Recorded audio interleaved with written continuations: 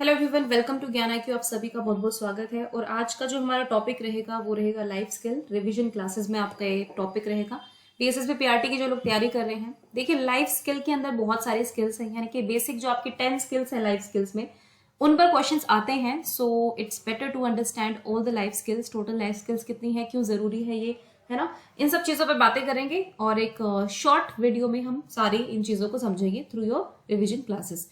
तो चलिए स्टार्ट करते हैं। इसके अलावा जो लोग नए जुड़े हैं चैनल से, चैनल को प्लीज सब्सक्राइब कर लें अगर आपके लिए बेनिफिशियल है। तो ना भी करें तो कोई प्रॉब्लम नहीं है, लेकिन बस ये है कि वीडियो को पूरा अंत तक देखें ताकि आपकी समझ जो है वो काफी अच्छी बने। चलिए स्टार्ट करते हैं आज की हमारी वीडियो। लाइफ स्किल्स, देखिए लाइफ स्किल्स का मतलब अगर हिंदी में कहें तो जीवन कौशल आप कह सकते हैं इसको। जीवन जीने के लिए हमें किन किन कौशलों की आवश्यकता होती है, ये बेसिकली लाइफ स्किल्स है।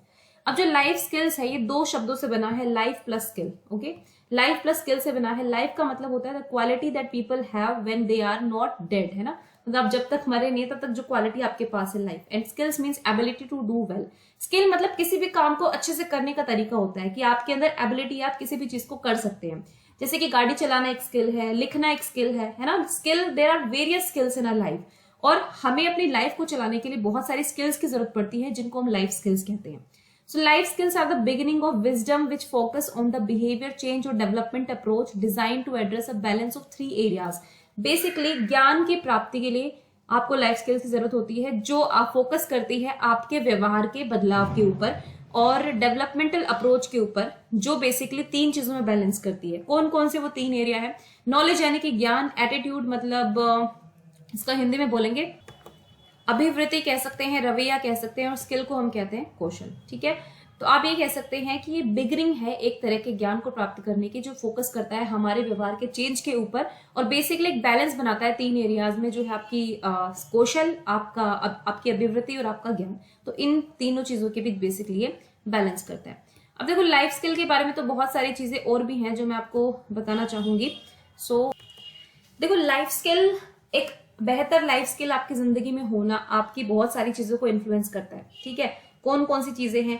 एक तो पहली चीज कि आप अपने बारे में क्या सोचते हैं। लाइफ स्किल्स इस चीज पर, इस सोच पर बहुत ज्यादा इफेक्ट डालती है। आप दूसरों के बारे में क्या सोचते हैं, आपके अंदर सेल्फ कॉन्फिडेंस कितना है, आपकी सेल्फ एफिकेसी कैसी है, आपकी आत्म पहचान या आत्म सम्मान की भावना कैसी है, वो सब जो है लाइफ स्किल्स पर डिपेंड करता है। ठीक है, तो मतलब ये एक तरह के टूल और टेक्निक्स भी आपको प्रोवाइड करती है लाइफ स्किल्स। अगर आपको ये पता है कौन कौन सी लाइफ स्किल्स है, किस तरह से हम इनको मेंटेन कर सकते हैं, तो ये आपको टूल्स एंड टेक्निक्स भी प्रोवाइड करती है ताकि आपके जो इंटरपर्सनल रिलेशनशिप होते हैं, मतलब बेसिकली आपका और आपके परिवार का, आपका और आपके मित्र का, आपका और आपकी हस्बैंड वाइफ का जो रिलेशनशिप होता है उसको मेंटेन करने में भी बहुत हेल्प करती है। ठीक है, बेसिकली आज की 21st सेंचुरी में कहें तो इन स्किल्स की बहुत ज्यादा डिमांड है और डिफरेंट डिफरेंट ऑर्गेनाइजेशंस ने इसकी डेफिनेशन दी है। ठीक है, WHO ने बेसिकली आपकी 10 लाइफ स्किल्स बताई हैं जो जिनको हम पढ़ेंगे। साथ ही साथ यूनिसेफ जो है उसने भी एक लाइफ स्किल के बारे में डेफिनेशन दी है। मैं आपको पढ़कर बता देती हूँ, मैंने लिखी नहीं है यहाँ पर। ए बिहेवियर चेंज और behaviour development approach design to address a balance of 3 areas, knowledge, attitude and skills. तो बेसिकली ये जो मैंने आपको दी है ये यूनिसेफ की डेफिनेशन है लाइफ स्किल के बारे में। ओके, यूनिसेफ की डेफिनेशन है ये लाइफ स्किल के बारे में। तो आपसे कई बार डेफिनेशन भी पूछ ली जाती है किसने दी है ये डेफिनेशन, तो इस तरह की चीजें भी आपके सामने आ सकती है। ओके, तो बेसिकली लाइफ स्किल्स बहुत ही असेंशियल होती है जो हमारी मेंटल वेलबींग के लिए और हमारा कॉम्पिटेंस जो होता है उसके लिए बहुत जरूरी होती है कि लाइफ में हम किस तरह से compete करते हैं। साथ ही साथ जो है एक इंडिविजुअल को अपने नॉलेज को, अपनी अभिवृत्ति को बेसिकली ट्रांसलेट करने में हेल्प करती है कि क्या करना है, किस तरह से करना है, कौन कौन सी अपॉर्चुनिटी है करने के लिए, किस अपॉर्चुनिटी को यूज करना है, इन सब में लाइफ स्किल बहुत हेल्प करती है। अब मैं आपको पहले बता चुकी हूँ कि there are basic 10 life skills, core life skills होती हैं, ये कोर लाइफ स्किल्स, और ये WHO ने दी है। ठीक है, WHO के अकॉर्डिंग 10 लाइफ स्किल्स होती हैं जो मैंने यहाँ पर लिखी है। इनका हिंदी मीनिंग भी बताऊंगी, टेंशन मत लेना। क्रिटिकल थिंकिंग यानी क्रिएटिव थिंकिंग, यानी कि इसका मतलब होता है आलोचनात्मक चिंतन। क्रिएटिव थिंकिंग जो रचनात्मक चिंतन होता है। डिसीजन मेकिंग की आप किस तरह से डिसीजन लेते हैं, निर्णय लेना। प्रॉब्लम सॉल्विंग यानी कि समस्या का सुलझाना। सेल्फ अवेयरनेस, अपने बारे में जागरूकता, आत्म जागरूकता। पर इंटरपर्सनल मतलब दूसरों के साथ कैसा आपका रिलेशनशिप है। इफेक्टिव कम्युनिकेशन की आपका संप्रेषण जो है कितना असरदार है। एम्पैथी मतलब आप एक तरह से सहानुभूति कह सकते हैं हिंदी में इसको। कोपिंग विद इमोशंस यानी कि आप अपने इमोशंस का किस तरह से कंट्रोल कर रहे हैं, और स्ट्रेस के साथ आप किस तरह से डील करते हैं। ठीक है, अब इसको हिंदी में एक बार देख लेते हैं। आलोचनात्मक चिंतन हो गया, रचनात्मक सोच हो गया, निर्णय लेना, समस्या समाधान, आत्म जागरूकता, पारस्परिक संबंध, प्रभावी संचार, सहानुभूति, भावना से मुकाबला और तनाव को झेलना। तो कोपिंग विद इमोशंस बेसिकली है को, ये मतलब इसका हिंदी गूगल ट्रांसलेट जो भी करता है आप देख लीजिए, coping with emotions and coping with stress. मैंने आपको कल एक क्वेश्चन भी कराया था जिसमें मैंने कहा था कि जब आप डिबेट सिखा रहे होते हैं बच्चों को, तो बेसिकली कौन सा मेन इंपॉर्टेंट चीज होती है जिस पर आप बहुत मुश्किल होता है जिस पर काबू पाना, वो इमोशंस ही होते हैं। ठीक है, फिर किसी ने कमेंट भी किया था कि हम अपने इमोशंस पर ही कंट्रोल नहीं कर पाते हैं, तो ये सच में बहुत डिफिकल्ट चीज एस्पेक्ट होता है। तो यानी कि अपनी भावनाओं को काबू में रखना है, अपनी भावनाओं के साथ एक तरह से कोप करना सबसे मुश्किल या डिफिकल्ट टास्क होता है जो लाइफ स्किल्स हमें टीच करती है। ओके, सो चलिए देखते हैं। अब एक और कैटेगरी में मैं इनको डिवाइड कर रही हूँ बेसिकली। ठीक है, ये भी कुछ कैटेगरी है। जो 10 लाइफ स्किल्स हैं हमारी, उनको भी हमने कुछ सब कैटेगराइज किया है। सबसे पहले थिंकिंग स्किल्स हम देख ले, तो थिंकिंग के अंदर आती है आपकी creative thinking, critical thinking, decision making, problem solving. ये हमारे थिंकिंग स्किल्स हो गई। ठीक है, अब हम सामाजिक कौशल की बात करें तो सामाजिक कौशल के अंदर ये 4 चीजें आती हैं, सेल्फ अवेयरनेस, इंटरपर्सनल रिलेशनशिप और इफेक्टिव कम्युनिकेशन और एम्पैथी। उसके बाद इमोशनल, यानी कि अब अगर भावनात्मक कौशलों की बात करें तो इसमें coping with emotions and coping with stress आता है ना। तो ये सारे ही अगर आप देखेंगे, सारे स्किल्स को ध्यान से देखेंगे तो ये आज के सिनेरियो से बहुत मेल खाती हैं। मतलब हम अपने बच्चों को सिर्फ पढ़ाई के बारे में नहीं बताते कि भाई ठीक है एकेडमिक्स में अच्छा करो, बल्कि उनको हमें कुछ स्किल्स भी सिखानी है और इनको इनकलकेट करना है, इनको मिलाना है अपनी टीचिंग में। ओके, ये चीज याद रखनी है। तो चलिए इनको बारी बारी से 1 बाय 1 एक बार थोड़ा स्टडी करते हैं कि क्या है। सो फर्स्ट है हमारी क्रिटिकल थिंकिंग, यानी कि आपकी आलोचनात्मक सोच कह लीजिए आप इसको, या फिर चिंतन कह लीजिए। किसी चीज को क्रिटिकली सोचना का मतलब क्या होता है? आपने फिल्मों के बारे में सोचा होगा ना, क्रिटिक्स ये कहते हैं ना। क्रिटिक्स बेसिकली होते कौन है? जो एक कोई भी चीज आपने देखी, कोई भी चीज समझी आपने, आप बेसिकली उसको एक आलोचनात्मक रूप से देख रहे हैं। आप एज इट इज उसको ले नहीं रहे हैं, बस बल्कि उस पर रिफ्लेक्ट कर रहे हैं, उसके बारे में सोच रहे हैं और उसके प्रोज एंड कॉन्स, उसके नेगेटिव पॉजिटिव सब को अंडरस्टैंड करने के बाद एक समझ के साथ आप आते हैं, वो क्रिटिकल थिंकिंग होती है। Inability to analyse information and experiences in an objective manner. Objective manner यानी कि वस्तुनिष्ठ तरीके से कहने का मतलब यहाँ पर है कि यह अपना पर्सनल बायसनेस यहाँ पर नहीं आना चाहिए। अगर आपके सामने कोई इंसिडेंट हुआ है या फिर कोई भी एक्सपीरियंस है, एक टीचर देखता है कि कुछ 2 बच्चों में झगड़ा हो गया है, तो टीचर यहाँ पर जो है क्रिटिकली थिंक करेगा या जो भी है, या फिर 2 बच्चे डिबेट कर रहे हैं तो किसकी डिबेट बेटर थी, तो क्रिटिकल थिंकिंग करेगा बिना सब्जेक्टिव मैनर की, यानी कि अपना बायसनेस नहीं मिलाएगा। जो सटीक चीजें हैं उन्हीं को देखेगा, उन्हीं को एनालाइज करेगा, उसी इंफॉर्मेशन को देखेगा, एक्सपीरियंस को देखेगा और देन डिसाइड करेगा कि किसका बेटर था। तो बेसिकली क्रिटिकली थिंक का मतलब होता है जो भी एक्सपीरियंस आपको लाइफ में मिलते हैं, जो भी इंफॉर्मेशन आपको लाइफ में मिलती है, उसको क्रिटिकली सोचना, उसको एज इट इज नहीं लेना। जग इन मग वाली फिलोसफी पे नहीं चलना कि भाई मग से जितना भी जग में डाल दिया उतना एज इट इज लेते रहे, वो नहीं करना है। ठीक है, तो ये होती है आलोचनात्मक सोच। और आपको पता है कि क्रिटिकल थिंकिंग जो है हमें सिर्फ टीचर के लिए जरूरी नहीं है, बल्कि बच्चों के अंदर ये डेवलप करनी है। नेक्स्ट है क्रिएटिव थिंकिंग, रचनात्मक। इसके बारे में ज्यादा कुछ कहने की जरूरत है ही नहीं। Creative thinking is a novel way of seeing और डूइंग थिंग्स। बेसिकली जब आपको ये लगता है किसी बच्चे ने आपके सामने कुछ ऐसा करके दिखाया है जो आपने कभी पहले सुना ना हो, देखा ना हो, है ना, किसी से भी उसका जिक्र ना सुना हो, तो आप कह सकते हो कि बच्चे ने कुछ क्रिएटिव चीज करी है। वो कुछ भी कर सकता है बच्चा, या फिर आप भी कुछ क्रिएटिव हो सकते हैं अपने टीचिंग टैलेंट को लेकर, कि आपने बहुत एक इनोवेटिव मेथड से बच्चों को पढ़ाया है जो आज तक किसी ने अप्लाई नहीं किया। क्रिएटिविटी का मतलब है उसमें नयापन होना चाहिए, वो पुरानापन उसके अंदर नहीं होना चाहिए। उसके अंदर कम से कम 90% तक आपका नोवेलनेस होनी चाहिए, यानी कि वो अपनी इनोवेशन होनी चाहिए। So it has one of the 4 components। अब देखो, फ्लुएंसी, फ्लेक्सिबिलिटी, ओरिजिनलिटी एंड इलैबोरेशन। ये बेसिकली क्रिएटिव थिंकिंग के या फिर क्रिएटिविटी के कुछ 4 पिलर्स होते हैं, आप इनको देख लीजिए। जब क्रिएटिविटी पढ़ाऊंगी तो इनको अलग से करा दूंगी। ठीक है, फ्लुएंसी होनी चाहिए, प्रवाह होना चाहिए, फ्लेक्सिबिलिटी होनी चाहिए, मतलब कि आप स्विच कर पाए एक से दूसरी चीज में, रिजिड ना हो। ओरिजिनलिटी होनी चाहिए कि नयापन होना चाहिए। इलैबोरेशन की आप उसको एक तरह से विस्तारित कर पाए, है ना, ये ना हो कि आपने एक स्टेटमेंट दे दी और फिर आप उसको विस्तारित ही ना कर पाए, तो वो क्रिएटिविटी नहीं होगी। आप उसको एग्जांपल्स के थ्रू, स्टेटमेंट्स के थ्रू अच्छे से एक्सप्लेन कर पाए, तो ये होती है क्रिएटिव थिंकिंग। नेक्स्ट होती है आपकी डिसीजन मेकिंग, यानी कि एक तरह से निर्णय लेना। निर्णय सिर्फ ऐसे नहीं लेना कि मुझे किसी ने बोल दिया तो चलो ये डिसीजन लेता हूँ, नॉट दैट। मतलब कहने का मतलब ये है कि constructively with decisions about our life. जब भी आप अपनी लाइफ के बारे में डिसीजन लेते हैं तो वही क्रिटिकली एनालाइज करके और बहुत सोच समझ कर आपको डिसीजन मेकिंग करनी है, यानी कि निर्णय लेना है बहुत ही सोच समझ के। है ना। जब आप सोच समझ के निर्णय, देखो अडोलोसेंस की एक स्टेज होती है जहां पर बहुत ही दुविधा में रहते हैं वो, वहां पर ये बहुत जरूरी है कि उनको डिसीजन मेकिंग स्किल्स आनी चाहिए। अगर वो डिसीजन मेकिंग स्किल्स उनके अंदर अच्छी होगी तो वो अपने जीवन के निर्णय बहुत आसानी से ले पाएंगे। और आपको पता है कि एडोलेसेंस एक ऐसा पीरियड होता है, अगर वहां पर बच्चों के डिसीजन गलत हो जाते हैं तो वो शायद लाइफ टाइम उनके परिणाम जो है झेलते हैं। तो decision making is an important skill. उसके बाद है प्रॉब्लम सॉल्विंग। प्रॉब्लम सॉल्विंग कैसे क्या करती है? बेसिकली प्रॉब्लम सॉल्विंग में हम बच्चों को कुछ ऐसे प्रॉब्लम्स प्रोवाइड करते हैं जो उनके बेसिकली लाइफ से भी रिलेटेड हो, साथ ही साथ ऐसी हो जिसमें बच्चा कुछ सोच पाए, है ना। ऐसा नहीं हो कि प्रॉब्लम बहुत सिंपल दे दी आपने, वो थोड़ी चैलेंजिंग होनी चाहिए। Constructive with problems in our lifes, basically motive यही है इस स्किल को सिखाने का। आप साइंस में भी देखते हैं प्रॉब्लम सॉल्विंग सिखाते हैं हम, इवन हम एसएसटी में भी प्रॉब्लम सॉल्विंग देते हैं बच्चों को, कि बच्चे उसके अल्टरनेटिव सॉल्यूशंस के साथ आ पाए, केवल एक सॉल्यूशन पर फोकस ना करके उस प्रॉब्लम के डिफरेंट डिफरेंट सॉल्यूशंस के साथ वो आ पाए, और ये आपको लाइफ में हेल्प करेगी अपनी लाइफ की प्रॉब्लम सोल्व करने के लिए। मतलब कंस्ट्रक्टिव का मतलब रचनात्मक तरीके से करना है, ऐसा नहीं है कि पैसिवली उस चीज को करना है, एक्टिव लर्नर बन के। तो ये है आपकी चारों की चारों थिंकिंग स्किल। क्वेश्चन ये भी आ सकता है कि कौन सी थिंकिंग स्किल है, कौन सी इमोशनल है, इस तरह से भी, ठीक है। नेक्स्ट बात करेंगे सोशल स्किल्स की। सोशल स्किल्स में पहली आती है सेल्फ अवेयरनेस।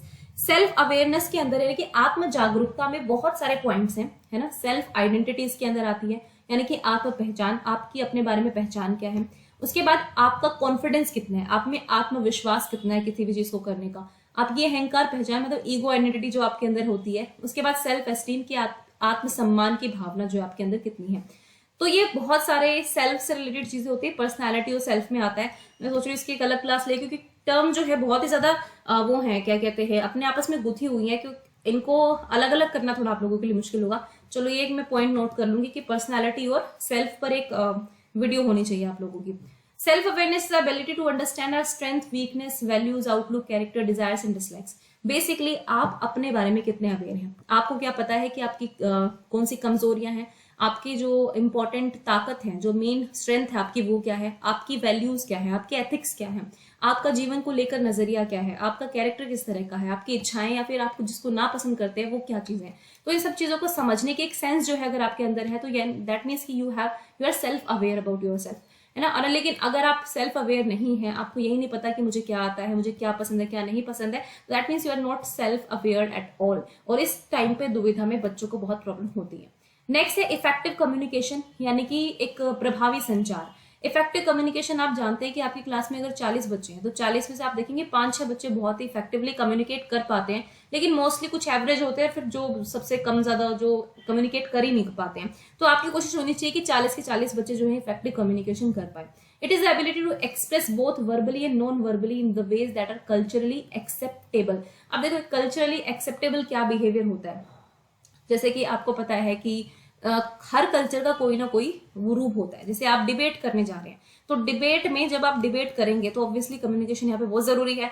तो डिबेट जब आप डिबेट करेंगे तो आपको ये भी देखना है कि कल्चरली चीजें एक्सेप्टेबल भी हो। जो चीज एक्सेप्टेबल नहीं होगी वो आप मतलब वहां पे ऑडियंस आपको अपोज कर सकती है या फिर कोई खिल्ली उड़ा सकता है, जो भी है। तो उस केस में जो है इफेक्टिव कम्युनिकेशन में आपको दिक्कत होगी ही होगी, है ना। जो चीजें कल्चरली एक्सेप्टेबल हो, यहाँ पर ये मत सोचना कि यहाँ पर हमें मॉडर्न बनना है, वो बनना, वो वाली बात नहीं है। यहाँ पर इसको एक पॉजिटिव वे में दर्शाया गया है ना। जैसे कि आपको किसी से गंदी चीजें नहीं बोलनी है, किसी के साथ किसी को गाली नहीं देनी है, ये चीजें कल्चरली एक्सेप्टेबल नहीं होती है। तो वो चीजें करनी जो कल्चरली एक्सेप्टेबल हो। यहाँ पर फेमिनिज्म या और चीजों को घुसाने की जरूरत नहीं है। बेसिकली जो नॉर्मल चीजें होती है, नॉर्मल एथिक्स होते हैं किसी भी कल्चर की, उनकी बात हो रही है। वर्बली भी आपको कम्युनिकेट करना आना चाहिए कि मौखिक रूप से भी और गैर मौखिक रूप से भी, नॉन वर्बल जो कि एक इनफॉर्मल वे होता है, ठीक है। तो ये होगी नेक्स्ट सोशल स्किल। उसके बाद चलते हैं नेक्स्ट हमारी इंटरपर्सनल रिलेशनशिप, यानी कि आपका दूसरों के साथ रिलेशनशिप कैसा है, आप कैसे उसको मेंटेन करेंगे, इसकी भी एक स्किल होती है जो आपको आनी चाहिए। Positive way with the people we interact with, यानी कि आपको दूसरों का पर्सपेक्टिव समझना आना चाहिए, आप अपना पर्सपेक्टिव दूसरों को समझा पाए, ये बहुत जरूरी है। अगर आप की जो इंटरपर्सनल रिलेशनशिप अच्छी नहीं होती है तो आपको बहुत सारी जो सोशल एडजस्टमेंट होती है, आप सोशली एलिनिएट हो जाते हैं, यानी कि आप अलग होते चले जाते हैं, समाज से कट जाते हैं, अकेले होते हैं, जो स्ट्रेस का एक कारण बन जाता है। तो इंटरपर्सनल रिलेशनशिप जो है, पारस्परिक संबंध जो है बहुत अच्छे बनाने हैं, और यही कौशल जो हमें बच्चों के अंदर कोऑपरेटिव लर्निंग, कोलैबोरेटिव लर्निंग, इन चीजों के हम इसमें सुधार कर सकते हैं। नेक्स्ट है एम्पैथी। एम्पैथी को वैसे हिंदी में सहानुभूति बोलते हैं, लेकिन इससे इसका मतलब कहीं ज्यादा है। बेसिकली किसी को समझना और उसको एक्सेप्ट करना एंड एक्सेप्ट अदर्स। देखो, ये एम्पैथी का मतलब होता है जैसे कि मान लीजिए किसी के जूते में कांटा चुभा है, आपने एक तो सिंपैथी दिखा दिया, अरे तुम्हारे पैर में बड़ी चोट लग गई। एम्पैथी होता है कि उस चोट को महसूस करके देखना कि कैसा लगता है, बेसिकली ये आप कह सकते हो। एक सिंपल सा एग्जांपल दिया मैंने। तो एम्पैथी बेसिकली कि आप उसको केवल सहानुभूति देना, बल्कि उसकी सिचुएशन में खुद को रखकर सोचे। अगर आप किसी के बारे में जजमेंट कर रहे हैं, मान लीजिए आपके सामने कोई केस आया है और आप जजमेंट करने लग गए, तो आप ये सोचे कि अगर आप उस जगह पर होते तो क्या होते। कई बार कुछ चीजें सही और गलत से ऊपर चली जाती है, वहां पर एम्पैथेटिक होना बहुत जरूरी होता है। तो बच्चों के अंदर हमें एम्पैथी डेवलप करनी है, नॉट सिंपैथी। ओके, सो ये आपकी थी 4 सोशल स्किल्स।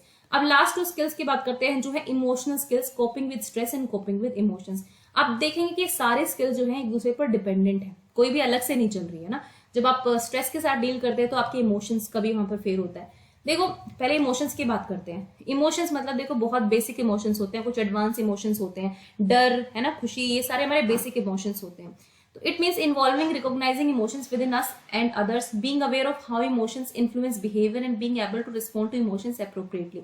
अब जब आपके सामने वही डिबेट वाली बात होगी, जब आप डिबेट के लिए प्रिपेयर हैं, आप जा रहे हैं ऑडियंस के सामने, तो आपको ये ध्यान रखना होगा कि वहां पर किसी को आपकी चीज ना भी पसंद आए, किसी को पसंद आए, तो वहां पर अपने आप को कैसे कंट्रोल करना है, आपको किन इमोशंस का यूज करना है। हमें पता है कि जब हम क्लास में बैठे होते हैं तो सारे बच्चे जो है टीचर को देखकर अपने इमोशंस कंट्रोल करने की कोशिश करते हैं, लेकिन कुछ बच्चे जो नहीं कर पाते हैं। कुछ बच्चे अगर टीचर ने गुस्सा किया तो वो भी टीचर पर गुस्सा करते हैं, अगर टीचर ने कुछ कह दिया तो गाली देते हैं। बेसिकली उनका इमोशंस पर कंट्रोल नहीं है। तो ये लाइफ स्किल भी बहुत इंपॉर्टेंट है कि बच्चों को कोप करना सिखाना, कि इमोशंस से कैसे कोप करना है ना, अपने इमोशन को कहां पर कंट्रोल करना है, कहां पर उसको नहीं शो करना है, कहां पर उसको थोड़ा सा दबाना है, इस तरह से।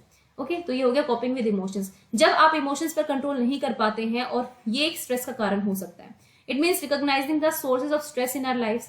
अब कोपिंग विद स्ट्रेस में आप क्या सिखाओगे, बेसिकली हमारी जिंदगी में इसमें गाइडेंस एंड काउंसलिंग भी आप ऐड कर सकते हैं। बेसिकली आपका जो सोर्स है स्ट्रेस का वो क्या है ना, आपकी पढ़ाई है, आपकी पर्सनल लाइफ है, या फिर आपकी जॉब है, क्या स्ट्रेस का कारण है उसको देखना, उसको रिकॉग्नाइज करना कि वो किस तरह से अफेक्ट करना है, और फिर उसको कंट्रोल करने की कोशिश करना। क्योंकि जब तक हमें कारण नहीं पता चलता हम कंट्रोल क्या करेंगे।